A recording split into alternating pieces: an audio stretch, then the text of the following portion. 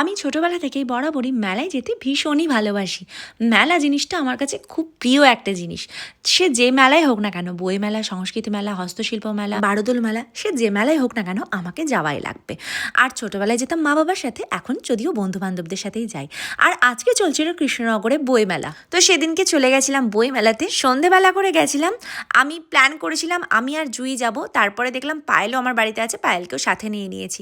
Specially আজকে আমরা তিনজনই বই মেলাটায় অনেকক্ষণ টাইম স্পেন্ড করেছি।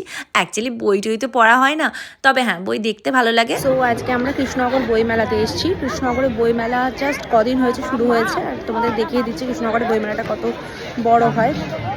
এটা হচ্ছে কৃষ্ণনগর টাউন হলের মাঠ, তো মাঠেই হয় বই মেলাটা, ছোটোবেলা থেকে দেখে আসছি। সো চলো দেখাচ্ছি। এই জায়গাটা বেশ অনেকটা বড় জায়গা তোমাদের সাথে। আর আমি আজকে এসেছি হচ্ছে আমার দুই বান্ধবীর সাথে, জুই, এদিকে জুই আছে আর এদিকে হচ্ছে পায়েল, দুটো বান্ধবীর সাথে এসেছি। তো চলো এবার তোমাদের দেখিয়ে দিই বই মেলাটা কেমন হয়।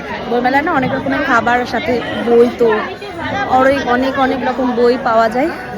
তো মাঝখানে ভেবেছিলাম এই ভিডিওটা আমি আলাদা করে ফেসবুকে পোস্ট করবো, তার জন্যই আমার এই ভিডিওটা করে রাখা। তো এখন আর ফেসবুকে পোস্ট করা হয়নি, যেহেতু অনেকটা লেট হয়ে গেছে। হ্যাঁ, আমার ব্লগ দিতে একটু লেট হয়, কারণ আমি অনেকগুলো প্রফেশনে একসাথে সামলাই। তো চলো বইমেলার ব্যাপারে কিছু বলি। এবছরের এটা নদিয়ার কৃষ্ণনগরে 40তম বইমেলা।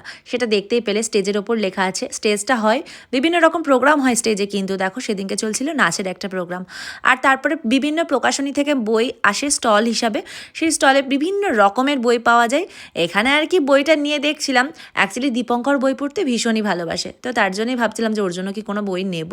তারপর দেখলাম না, যদি পছন্দ না হয়। এখানে মোটামুটি যে কটা স্টল বসেছে, সব কটা স্টলের আমি একটু একটু করে ক্লিপস তোমাদের সাথে শেয়ার করার চেষ্টা করেছি। আশা করি ভিডিওটা খুব ভালো লাগলো। লাস্টে খাওয়া দাওয়া করলাম, বাড়ি চলে এলাম।